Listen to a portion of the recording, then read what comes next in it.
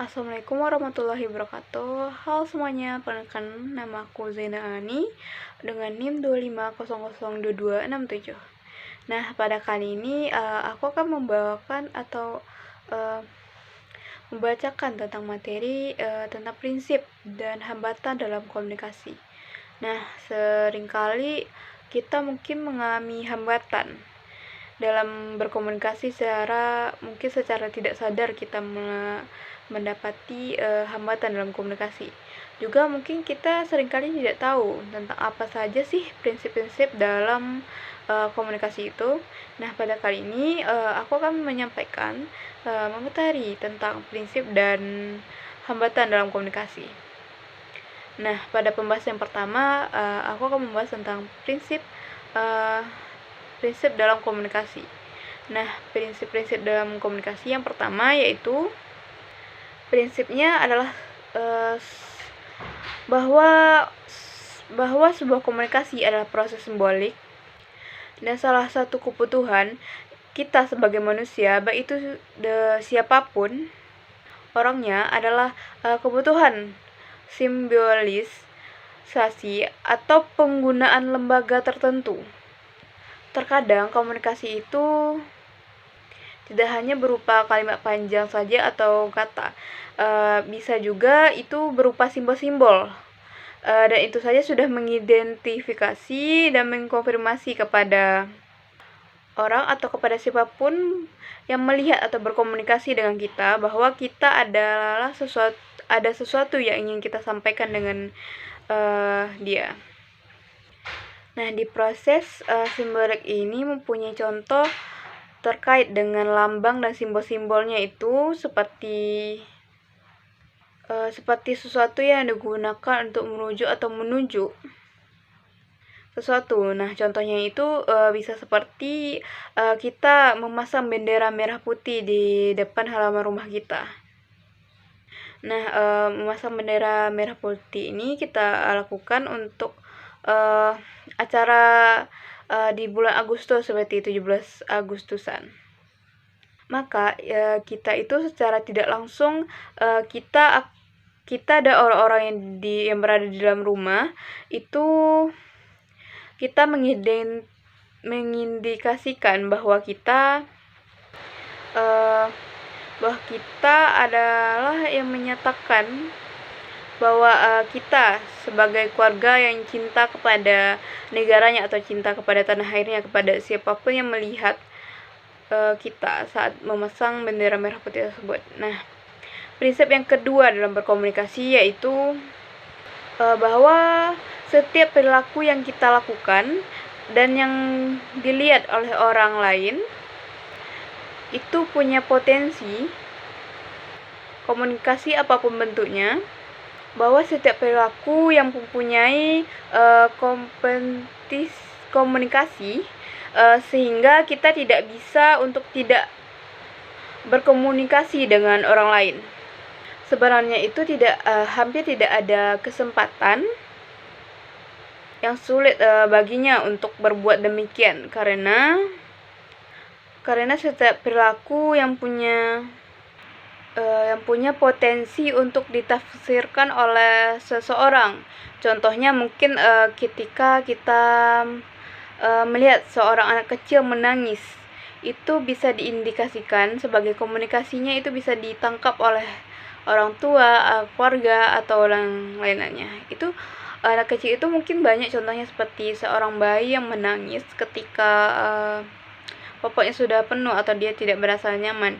Itu bisa kita indikasikan sebagai bentuk komunikasi yang sangat luar biasa. Karena dalam berkomunikasi ini kita menyampaikan kepada seseorang walaupun bukan berupa kata-kata panjang atau berupa kata. Nah, contoh lainnya bisa seperti ketiban mata juga sebagai simbol yang bisa ditangkap berbeda oleh orang lain, juga berupa siulan yang mungkin dapat diartikan bermacam-macam oleh orang lain. Mungkin nih kita bisa lihat mungkin ada seorang perempuan yang berjalan di depan beberapa laki-laki yang sedang berkumpul, mungkin itu seperti ada yang bersiul kepada dia, itu bisa kita indikasikan sebagai komunikasi yang negatif. Nah, kita tahu sendiri maksud yang bersiul ini mengidentifikasikan yang negatif. Nah, prinsip yang selanjutnya yaitu komunikasi itu pada prinsipnya punya dimensi isi dan dimensi hubungan.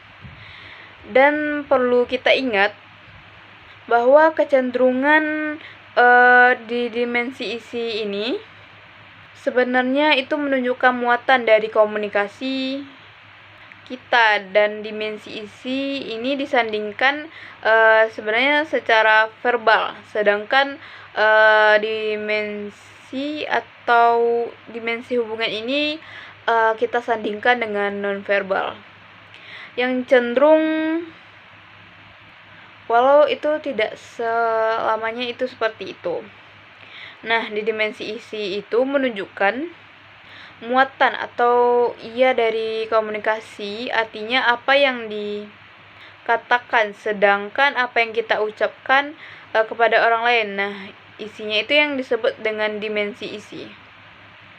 Nah, sedangkan dimensi hubungan itu menunjukkan bagaimana cara kita mengatakan sesuatu. Jadi ketika kita mengatakan sesuatu dan mengidentifikasikan hubungan secara emosional, seseorang dan orang lain akan berbeda. Nah, maksudnya ketika kita menyampaikannya secara emosional, itu tergantung kepada siapa kita sampaikan, itu juga akan berbeda.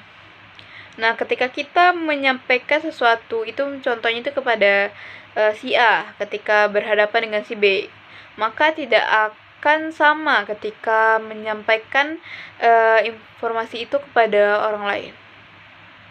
Dan yang ternyata hubungan personal itu jauh lebih dekat. Makanya dimensi hubungan menunjukkan bagaimana cara mengatakan dari komunikasi yang disampaikan, dan juga masyarakat bagaimana hubungan dari para peserta dalam berkomunikasi itu, dan bagaimana pesan tersebut dapat ditafsirkan oleh lawan bicara kita. Nah, contohnya nih, ketika kita misalkan mengucapkan kepada seseorang yang kita benci, seperti aku benci kamu, yang kita ucapkan dengan nada kemarahan. Nah, itu dapat diidentifikasikan bahwa kita sedang marah kepada dia. Nah, biasanya ini kata-kata atau yang mengidentifikasikan emosional ini biasanya kita sering lihat itu contoh paling nyatanya itu kepada pasangan ya. Dan jika kita menyampaikan itu kepada seseorang yang berbeda, itu maka makna itu berbalik. Nah, dan itulah yang mengidentifikasikan yang namanya prinsip komunikasi isi dan komunikasi hubungan. Nah, di dimensi ini cenderung verbal, sedangkan di dimensi hubungan ini cenderung itu non-verbal. Nah, selanjutnya prinsip komunikasi itu, yang selanjutnya itu bahwa ada prinsip yang menyatakan bahwa komunikasi itu melibatkan prediksi peserta komunikan atau si komunikator tersebut, ataupun prediksi dari komunikan ketika orang-orang berkomunikasi. Biasanya mereka meramalkan efek bahwa itu mereka mengidentifikasi bahwa mereka sedang mencerna kemungkinan efek, bahwa ada indikasi bahwa dia itu menjadi efek yang menjadi perilaku komunikan di antara mereka berdua yang sedang berkomunikasi.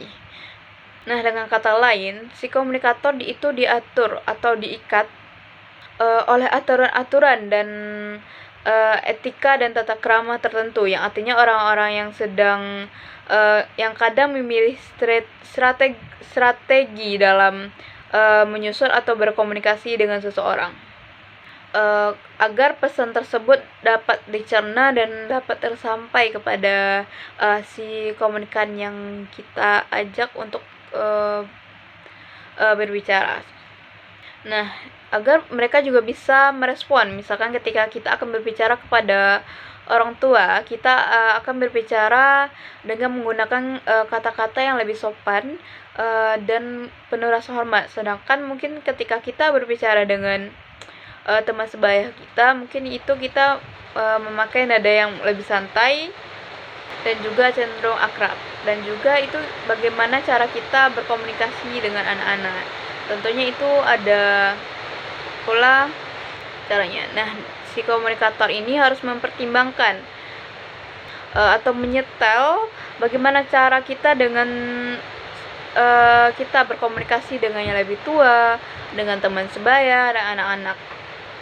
Nah, di sini prinsip berkomunikasi dimanapun melibatkan prinsip atau prediksi peserta komunikan tapi yang paling penting sehingga pada akhirnya kita sebagai komunikator akhirnya berpikir ketika akan berkomunikasi dengan seseorang secara otomatis kita akan melihat dengan siapa kita berbicara dan mungkin kita akan mempertimbangkan dengan cara apa kita berkomunikasi kepada orang tersebut.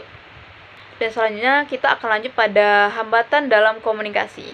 Nah, kita seringkali mendapatkan banyak sekali hambatan dalam berkomunikasi, baik secara kita sadari maupun secara tidak kita sadari.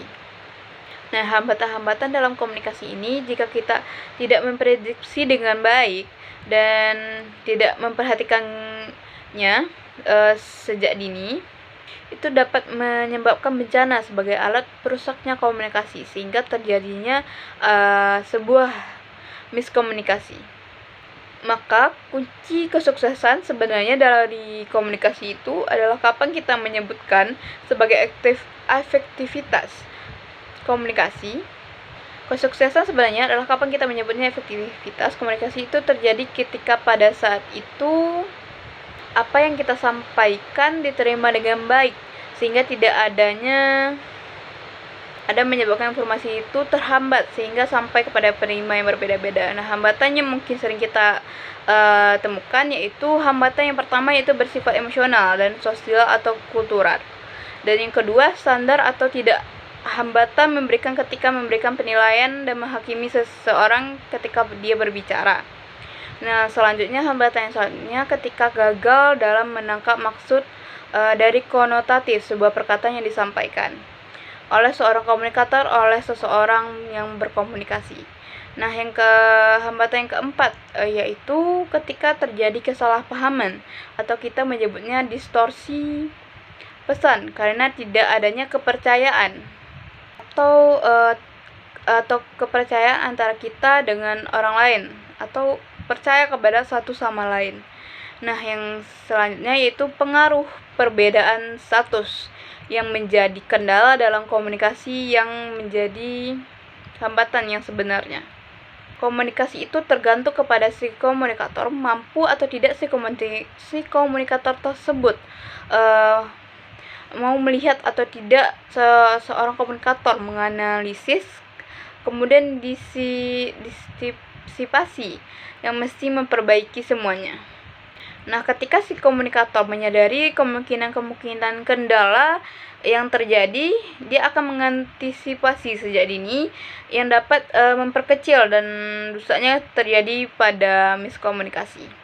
Nah, hambatan selanjutnya itu bisa seperti hambatan dari budaya, perbedaan latar belakang budaya, norma dan kebiasaan, dan nilai-nilai yang dianut oleh si komunikator dan si komunikan. Hal ini dapat menyebabkan perbedaan dalam cara menafsirkan pesan. Nah, ini sedikit sama dengan yang namanya yang tadi kita sebut, yaitu perbedaan kasta.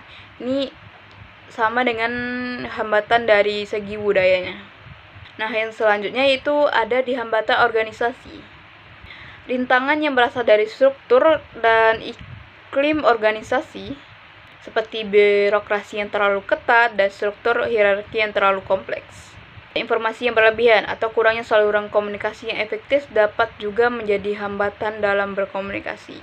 Nah, ada juga yang terakhir yaitu hambatan dari perilaku. Sikap dan perilaku individu seperti sikap kurang sopan, tidak mendengarkan secara aktif, atau komunikasi yang tidak tuntas. Nah, seringkali nih yang terakhir, hambatan pada perilaku itu menjadi hambatan yang paling sering kita temui pada saat kita berkomunikasi, baik yang tidak sikap yang kurang sopan dan tidak mendengarkan secara aktif apa yang si komunikator ketika berbicara. Nah, ini seringkali kita lihat.